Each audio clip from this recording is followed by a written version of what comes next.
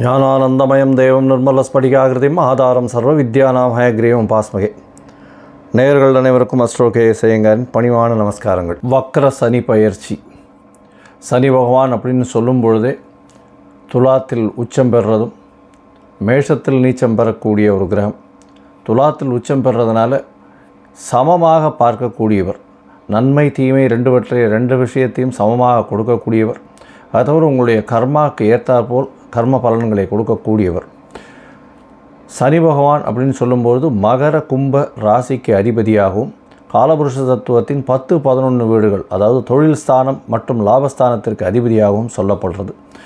கர்மகாரகன், ஆயுள்காரகன், அதை தவிர உங்களுடைய தொழில் சம்பந்தமான விஷயங்களுக்கு காரகத்துவம் பெறக்கூடிய கிரகம். அப்படின்றதுனால சனி பகவானுடைய பெயர்ச்சியோ சனி பகவானுடைய வக்கரமோ மிகப்பெரிய மாற்றத்தையும் ஏற்றத்தையும் மிகப்பெரிய ஒரு அதிர்வை கொடுக்கக்கூடியதாக இருக்கும். பொதுவாக சனி பகவான் அப்படின்னு சொல்லும் பொழுதே அவர் 7.5 சனி, அஷ்டமத்து சனி, அல்லது அர்த்தாஷ்டம சனி, இந்த மாதிரியான விஷயங்களை தான் பேசுவோம். இப்போ வக்கரகதியில் வந்திருக்கார். வக்கரகதி அப்படின்னா என்ன அப்படின்னா, சூரியனுக்கும் சனிக்கும் உண்டான இடைவெளி அதிகமாகும் பொழுதும் அதாவது சனி பகவான் அவருடைய ஆர்பிட்டில் சுற்றிட்டே இருப்பார், சூரிய பகவானும் போயிட்டுருக்கும்பொழுது அவருடைய இடைவெளி கொஞ்சம் அதிகமாகும். அதனால் பின்னோக்கி செல்வது போல் தெரியுமே தவிர அவர் பின்னோக்கி போக மாட்டார். பொதுவாகவே எல்லா கிரகங்களுக்கும் இந்த வக்கரகதி உண்டு. ஆனால் சூரியன், சந்திரன், ராகு, கேது இந்த 4 கிரகங்களுக்கு கிடையாது. இந்த சனி பகவானும் சரி, குரு பகவானும் சரி, சுக்கிரன், புதன், செவ்வாய் இந்த கிரகங்களுக்கு வக்கரகதிகள் உண்டு.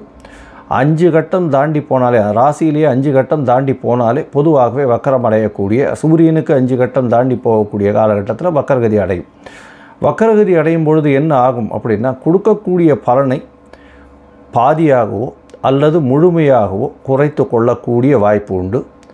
இல்லை என்றால் அதிகமாக கொடுக்கக்கூடிய வாய்ப்பு உண்டு. 2 பக்கமும் இருக்கும். அதனால் எந்த ஜாதகத்துக்கு தசாபுக்தி அந்தரம் சூக்ஷ்மம் எப்படி இருக்குன்றதையும் பார்த்து, அந்த கோச்சாரம் எப்படி வேலை செய்கிறதுன்றதை பார்த்து தான் பலன் சொல்லணும். சனி பகவானை பொறுத்தவரையிலும் இப்பொழுது 19/6/2024 அப்போது வக்கரகதி அடைகிறார். வக்கரகதி அடையும் பொழுது கும்பராசியில் சதய நட்சத்திரம் 3ஆம் பாதத்தில் இருக்கார். வக்கரகதி ஆரம்பிக்கிறது 19/6/2024 ஆனி மாதம் 5ஆம் தேதி. 4/11/2024 கிட்டத்தட்ட ஒரு 139 நாள் வக்கரகதியிலிருந்து அவர் திருப்பியும் நேர்முகமாக செல்கிறார். அதாவது கிளாக் வைஸில் வலப்பக்கம் செல்ல போக ஆரம்பிக்கிறார். இந்த காலகட்டமான 139 நாளில் பார்த்தோன்னா கும்பராசியிலேயே தான் இருக்கார், சதய நட்சத்திரத்திலே தான் இருக்கார். சரி, அப்போ என்ன பெரிய மாற்றம் வந்துட போகிறது அப்படின்னா, சதய நட்சத்திரம் 3ஆம் பாதத்திலிருந்து 2ஆம் பாதமும் 2ஆம் பாதத்திலிருந்து 1 பாதமும் வரக்கூடிய காலகட்டமாக இருக்கும். ஐப்பசி மாதம் பார்த்திங்கன்னா 11ஆம் தேதி அன்னைக்கு அவர், அதாவது ஐப்பசி மாதத்தப்போ மாறும்பொழுது 4/11/2024 அப்போது வக்கரகதி நிவர்த்தியாகி அதுக்கப்புறம் சனி பகவான் போகிறார். இந்த காலகட்டம் பார்த்தாலேயானால் சதயம் 3ஆம் பாதத்தில் கிட்டத்தட்ட 2 மாதம், அதாவது 61 நாள் இருக்கார். சதயம் 2ஆம் பாதத்தில் கிட்டத்தட்ட 47 நாட்கள், 1.5 மாதம் இருக்கார். அதுக்கப்புறம் 1 மாதம், அதாவது ஒரு 31 நாள் சதயம் 1ஆம் பாதத்தில் இருக்கார்.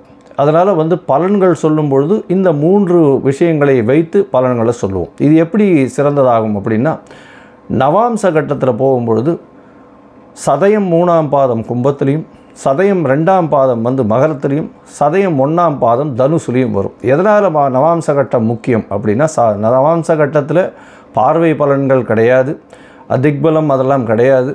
இருந்தாலும் நவாம்ச கட்டத்தில் கிரகங்கள் இருக்கக்கூடிய நிலையை வைத்து, அதாவது எந்த ராசியில் இருக்கிறதோ நவாம்சத்தில் அந்த ராசிக்கு உண்டான விஷயங்களை சொல்லும். அதில் ஒரு ரொம்ப முக்கியமான விஷயம் என்ன அப்படின்னா, இந்த சுபர்னுடைய ராசிகளில் நவாம்ச கட்டத்தில் தீய கிரகங்கள் இருந்தாலும் புஷ்கர நவாம்சம் அப்படின்னு சொல்லக்கூடிய ஒரு பெரிய விசேஷம் உண்டு. ராகுவுக்கே தனுசுல ராகு இருக்கும் பொழுது புஷ்கர நவாம்சம் உண்டு அப்படின்னு சொல்லக்கூடியது. அதனால் சுபர்களின் வீட்டில் இருக்கக்கூடிய காலகட்டத்தில் எந்த ஒரு அசுப கிரகங்களும் புஷ்கர நவாம்சம்னு ஒரு பெரிய ஏற்றத்தை கொடுக்கறதுனால அதை வைத்து பலன் சொல்லக்கூடிய விஷயம் நிச்சயமாக வரும்.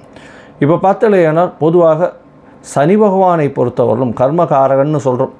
இந்த கர்மகாரகன், ஆயுள்காரகன், வேலைக்கு ரொம்ப முக்கியமானவர், தொழிலில் அபிவிருத்தி, தொழிலில் ஏற்றம் இறக்கம் இது எல்லாத்தையும் சொல்லக்கூடியவர்.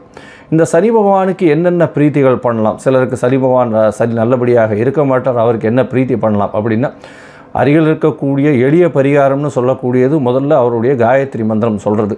அதாவது ஓம் காகத்வஜாய வித்மஹே கட்கஹஸ்தாய தீமஹி தன்னோ சனி பிரசோதயாத்து அப்படின்றது. ஓம் காகத்வஜாய வித்மஹே கட்கஹஸ்தாய தீமஹி தன்னோ சனைஷ் பிரசோதயாத்து அப்படின்றது.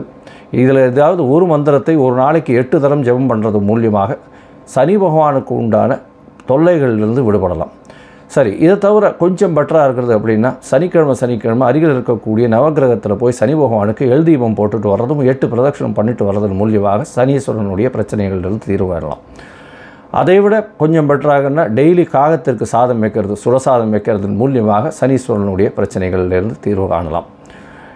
ஏழை எளிய மக்களுக்கு, அதாவது ஃபிசிக்கலி சேலஞ்சாக இருக்கக்கூடிய கால் ஊனமுற்று இருக்கக்கூடியவர்களுக்கு இரும்பு தானம், அதாவது அவங்களுக்கு இரும்பு சக்கர வாகனமோ இல்லைன்னா காலில் போட்டுக்கக்கூடிய ஷூஸ் மாதிரி வாங்கி கொடுக்குறதோ இந்த மாதிரியான விஷயங்கள் பண்ணும்பொழுது நல்ல ஒரு மாற்றங்கள் உங்களுக்கு வரும். தோல் சம்பந்தப்பட்ட, அதாவது பர்ஸு, அது ஷோல்டர் பேக், அதை தவிர காலில் போட்டுக்கிற ஷூஸ் இதெல்லாம் துப்புரவு தூய்மை பணியாளர்கள், கீழ்த்தட்டு வேலை செய்பவர்கள், உடல் உழைப்பு செய்பவர்களுக்கு வாங்கி கொடுக்கறதன் மூலியமாக நிச்சயமாக ஒரு ஏற்றம் கிடைக்கும். பொதுவாகவே பார்த்திங்கன்னா இந்த சனீஸ்வரன் அப்படின்னு சொல்லக்கூடிய சனி பகவான் ஒரு ராசியிலிருந்து அடுத்த ராசிக்கு போகிறதுக்கு ஒரு 2.5 வருஷம் ஆவார். 1 டிகிரி நான் தாண்டணும் அப்படின்னா 1 மாதம் ஆகும். அதனால தான் சனி பகவானை பொறுத்தவரையிலும் பார்த்தோம்னா 7.5 சனின்னு சொல்லும்போது 3 கட்டத்தில் 3 ராசியில் போகிறத நம்ம ஒரு ராசிக்கும் 2.5 வருஷம் கணக்கு பண்ணி 7.5 மாதம் சொல்கிறோம், 7.5 வருஷம் சொல்கிறோம். இப்போது கிட்டத்தட்ட 139 நாள் அவர் வக்கரகதி அடைஞ்சு திருப்பியும் வக்கர நிவர்த்தியாகி 139ஆம் நாள் வக்கரகதி நிவர்த்தியாகிறார். அதாவது 4/11/2024 வக்கர நிவர்த்தி. இந்த காலகட்டம் வரலும் சனி பகவான் இருக்கக்கூடிய நட்சத்திர பாதத்தில் என்னென்ன விளைவுகளை மாற்றங்களை ஒரு ராசிக்கும் ஏற்படுத்தி செய்வார் அப்படின்றத ஒரு ராசியாக மேஷம் முதல் மீனம் வரை இப்போ பார்க்கலாம். அதற்கு முன்னாடி என்னுடைய மொபைல் நம்பர் கீழே ஸ்க்ராலிங்கில் போயிட்டு இருக்கோம். உங்களுக்கு அஸ்ட்ராலாஜிக்கல் கன்சல்ட் தேவைப்பட்டதுன்னா எனக்கு ஃபோன் பண்ணுங்க. என்னுடைய கட்டணம் என்னென்னு சொல்கிறேன். உங்களுடைய date, time, place of birth, உங்களுடைய பிறந்த, அதாவது உங்களுடைய பெயர், உங்களுடைய தாய் தகப்பன் பெயர் அனுப்பிச்சி வச்சிங்களே, ஏன்னா உங்களுடைய ஜாதகத்தை போட்டு சந்தி இருக்கா அப்படின்றத செக் பண்ணிவிட்டு, அதாவது சந்திரனுடைய பாத சந்தி இருக்கா, இல்லைன்னா நட்சத்திர சந்தி இருக்கா, இல்லை லக்ன சந்தி இருக்கா அப்படின்றத எல்லாத்தையும் அசஸ் பண்ணிவிட்டு அதற்கு பிறகு உங்கள் ஜாதகத்தை போட்டுட்டு உங்களோட பேசுகிறதுக்கு நான் அப்பாயின்மெண்ட் தரேன். அதற்கு ஏற்ற மாதிரி நம்ம டிஸ்கஸ் பண்ணலாம். இப்போது மேஷம் முதல் மீனம் வரை வக்கர சனி பயிற்சி 2024 4/10/2024 19/6/2024 4/11/2024 வரை உண்டான நாட்களை ஒன்றொன்னா பார்க்கலாம்.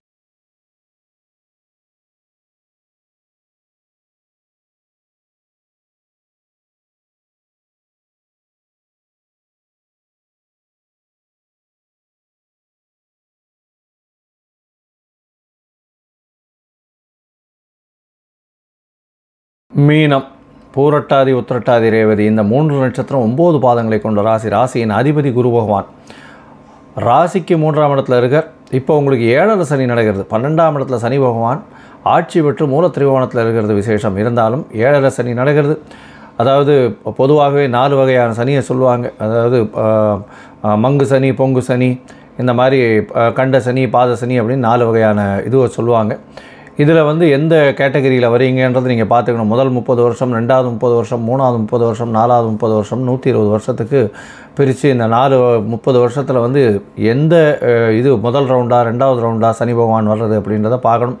பொதுவாக இந்த பொங்கு சனியில் இருக்கிறவங்க நல்ல ஒரு ஏற்றத்தை கொடுக்கறதாகவும், அது கடைசியில் இருக்கக்கூடிய பாத சனியில் இருக்கிறவங்களுக்கு பிரச்சனைகள் வரக்கூடியதாகவும் சொல்லக்கூடியது. இது வழக்கியலில் சொல்கிறது. இப்போ சனி பகவானை பொறுத்தவரைக்கும் சனி பகவான் வக்கரகதி அடைகிறார். சனி பகவான் வக்கரகதி அடைகிறது அப்படின்னும் பொழுது 12ஆம் இடத்தில் இருக்கக்கூடிய சனி பகவான் சதய நட்சத்திரம் ஏறுறார். சதய நட்சத்திரத்தில் 3ஆம் பாதத்தில் வக்கரகதி அடைகிறார். இருந்தாலும் அதே நட்சத்திரத்திலேயே அதே ராசியிலேயே இருக்கக்கூடிய காலகட்டமாக அமையிறது. ஒரு பாதங்கள் மட்டும் மாறுறது. அதாவது சதயம் 3ஆம் பாதம், 2ஆம் பாதம், 1ஆம் பாதம்னு 3 பாதங்களுக்கு மட்டும் மாறுறது. இந்த 3ஆம் பாதத்தில் 2 மாதமும், 2ஆம் பாதத்தில் 1.5 மாதமும், அதற்கப்புறம் முதல் பாதத்தில் 1 மாதமும் இருக்கக்கூடிய காலகட்டமாக அமையிறது இந்த வக்கரகதி. வக்கரகதியின் மூலியமாக பார்த்தீங்கன்னா ஒரு வீரியம் அதிகமாக இருக்கக்கூடிய காலகட்டமாக இருக்கும். இதனால் வந்து 7.5 சனியில் இருக்கிறவங்க நாட்டை விட்டு வெளியில் போகிறதுக்கு, வெளிநாட்டில் வேலை செய்கிறவங்களுக்கு நல்ல ஒரு ஏற்றம் கிடைக்கக்கூடிய காலகட்டமாக அமைய போகிறது.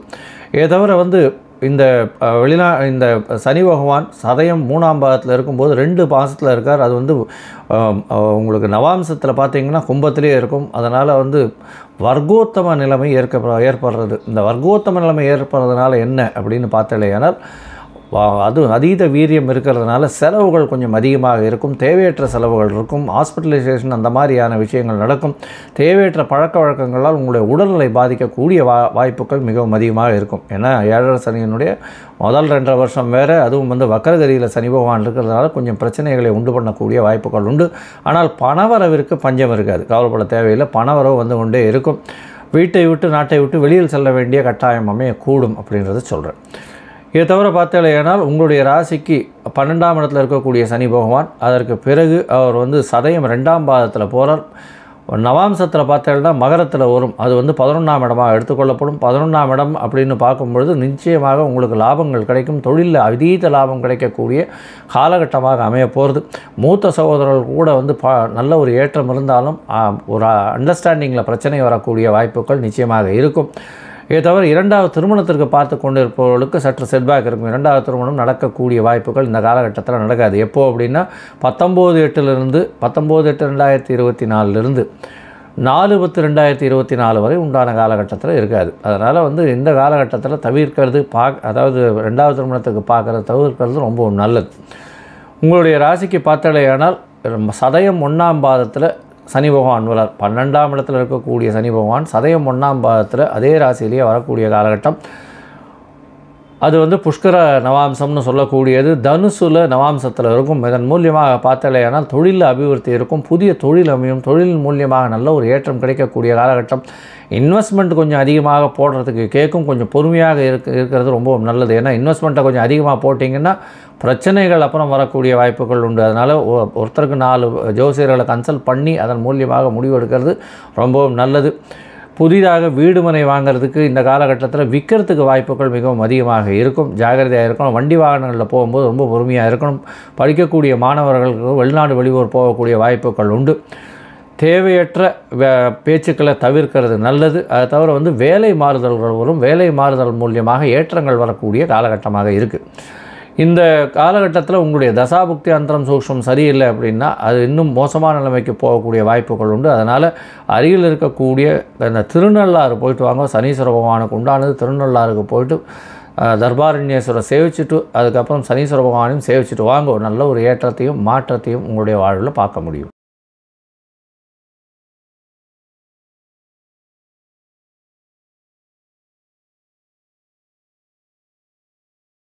லோகா சமஸ்தா சுகினோ பவந்து. நன்றி, நமஸ்காரம். Astro KS Iyengar YouTube channel பார்த்தமைக்கு நன்றிகள். மேலும் இது போன்ற ஆன்மீக ஜோதிஷ தகவல்கள் உங்களை வந்து அடைய astro KS Iyengar YouTube channel subscribe செய்யவும், பெல் ஐக்கானை மறக்காமல் அழுத்தவும். நன்றி, வணக்கம்.